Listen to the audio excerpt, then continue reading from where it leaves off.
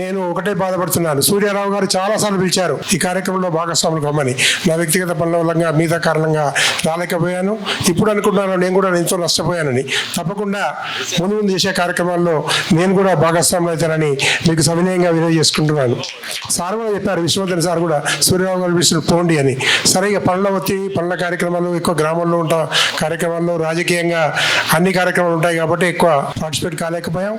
మేము కూడా మన భట్రాజు కమిటీ నుండి ఫెడరేషన్ కులాల యొక్క 11 కులాల ఫెడరేషన్ కులాల యొక్క సమితి ఏర్పాటు చేసి దాదాపు మన భట్రాజు సంఘం తరఫున పోరాటం కూడా చేస్తూ అప్పుడప్పుడు హైదరాబాద్లో కార్యక్రమాలు కూడా నిర్వహించాం. కానీ ఇటువంటి వేదిక ద్వారా చేస్తే ఇప్పటి వరకు కూడా కొంత ఎంతో అభివృద్ధి సాధించి ఉండేవాళ్ళం అని కూడా తెలుస్తుంది. ఏది అయినప్పటికీ కూడా మనం పెద్దలందరూ కూడా చెప్పడం జరిగింది, భట్రాజులు అంటే ఒక గొప్ప వ్యక్తులం. మనలో ఉన్నటువంటి కొద్దిలో ఉన్న తేడా కూడా వెళ్ళిపోవాలి. మనం పండితులం. ఎందరూ ఇంతకుముందు కూడా చాలామంది చెప్పడం జరిగింది. భట్రాజులు కేసీఆర్ గారు చెప్పారు, తర్వాత పివి నరసింహారావు గారు చెప్పారు, మా గురువులు ఎన్టీ రామారావు గారు చెప్పారు, మా గురువులు అక్షరాభ్యాసం చేయించింది భట్రాజులే అని. పూర్వకాలం నుంచి కూడా మనది వృత్తి, మనం అక్షరాభ్యాసం కానీ తర్వాత చదువు నేర్పడం కానీ అదే వృత్తితో ముందుకు పోతున్నాం. ఇప్పటికి కూడా ఏ ఒక్క గ్రామంలో ఒక భట్రాజు, ఉదాహరణకు మా కులంలో మా గ్రామంలో మేము ఒకటే కుటుంబం అయినప్పటికీ కూడా శాసించేటువంటి శక్తి ఉంది. అదేవిధంగా వేదిక ఉన్నటువంటి వారందరూ కూడా ఇప్పుడు రామరాజు గారు ఒకటే, వారి గ్రామంలో ఒకటే కుటుంబం, వారి బ్రదర్స్ వారు 2-3 సార్లు సర్పంచ్ అవ్వటం, ఈ విధంగా ఊళ్ళో పంతులు అనే తప్ప ఇంకో నెమని వేరే రకంగా పిలిచేటువంటి పరిస్థితి లేదు. అందరూ కూడా చైతన్యవంతులే. ప్రతి ఇంట్లో, ప్రతి దగ్గర, ప్రతి గ్రామంలో, ప్రతి వాడలో కూడా మనం ముందుకు వెళ్తూ మన గౌరవాన్ని కాపాడుకుంటున్నటువంటి వ్యక్తులమే. అటువంటి గొప్ప కులంలో పుట్టినటువంటి మనందరం కూడా తప్పకుండా గర్వించాల్సినటువంటి అవసరం కూడా ఉంది.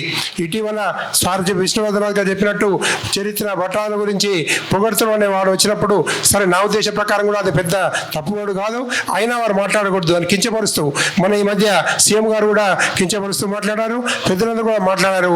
అటువంటి రాకుండా ఉండాలని నేను ఈ ఇటీవలే బాలరాజు గారు మన చైర్మన్గా ఎన్నికయ్యారు కాబట్టి వారి ద్వారా ఒక చట్టబద్ధమైనటువంటి జీవో తీయించడానికి కూడా వారు తప్పకుండా కృషి చేయాలని ఈ సందర్భంగా వారికి కూడా నేను విజ్ఞప్తి చేస్తున్నాను.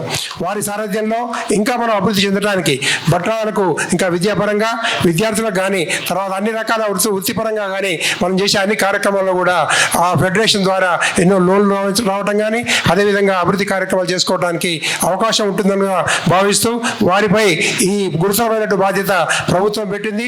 దానికి తోడు మనందరికీ కూడా సంపూర్ణ సహాయ సహకారాలు అందించడానికి వారు శక్తివంచన లేకుండా కృషి చేస్తూ మన కులాన్ని అభివృద్ధి పరచడానికి ముందుకు వెళ్ళాలని కూడా మీ అందరి ద్వారా వారిని కోరుతున్నాను. అదేవిధంగా మనందరం కూడా ఇంతకుముందు చెప్పారు, స్థానికంగా ఎదగాలి అంటే చట్టపరంగా ఏమైనా రావాలని, శాసనసభ్యుడుగా రావాలి, ముందుకు పోవాలని. సరే నా పరంగా నేను చెప్పుకున్నప్పుడు నాకు ఎన్నో అవకాశాలు వచ్చేది ఉండే. కులం చిన్నది అని కానీ తర్వాత కొన్ని కారణాల వల్ల అవకాశం కూడా రాలేదు. ఇక ముందు కూడా వస్తే అందరం తప్పకుండా యోధులు పెద్ద వర్షం ఎందులో ఉన్నారు. ఈసారి వచ్చే ఎన్నికల్లో తప్పకుండా మన భట్రాజు కులం నుంచి కూడా 2-3 ఉన్న చట్టసభలకు వెళ్లాల్సిందిగా నేను మీ అందరినీ కూడా అందరూ సంపూర్ణ సహకారం ఇస్తూ ముందుకు పోదామని మీ అందరికీ కూడా తెలియపరచుకుంటున్నాను. అదేవిధంగా ఈ కార్యక్రమాల ద్వారా మనందరం కూడా పాల్గొనాలి.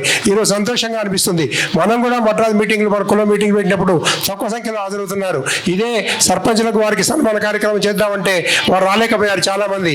ఇప్పుడు మాత్రం ఇంతమంది జనం రావటం వారి యొక్క ఆర్గనైజేషన్, వారి యొక్క శక్తి, వారి యొక్క పట్టుదల, వారు సూర్యారావు గారిది కానీ తర్వాత మిత్రులు రాజు గారిది కానీ పట్టుదలతో ఇంతమంది రాగలిగాము. ఎన్ని పనులున్నా ఈ కార్యక్రమాన్ని రావాలనే దృక్పథంతో మనందరం వచ్చాం కాబట్టి తప్పకుండా ఇటువంటి కార్యక్రమాలు మన సంఘంలో కూడా మిగతా కార్యక్రమాల్లో సమాజంలో కూడా చేస్తూ మన భట్రాలందరూ ముందుకు పోవాలని అభ్యర్థిస్తూ మీ అందరూ కూడా సంపూర్ణ సహకారం అందిస్తామని కోరుకుంటున్నాను. ఇక నా వారికి వచ్చినప్పుడు నేను పూర్ణచంద్రరాజు ప్రతికంఠం, మాది నల్లగొండ జిల్లా, ఇంతకుముందు ఇప్పుడు యాదాద్రి భువనగిరి జిల్లాలో ఆత్మకూరు మండల కేంద్రం.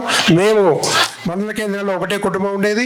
ఆ ఒకే కుటుంబం ద్వారా చైతన్యం పరుస్తూ ప్రజలను జాగృతి పరుస్తూ నేను జెడ్పీటీసీగా, సర్పంచ్గా, తర్వాత సింగిల్లో చైర్మన్గా, నా భార్య హేమలత ఎంపీపీగా, 2 సార్లు ఎంపీటీసీగా, ఇంకా అన్ని కార్యక్రమాలు కూడా చేసిందే తడవుగా గెలవడమే తప్ప ఇంకో ఉద్దేశం రాదు.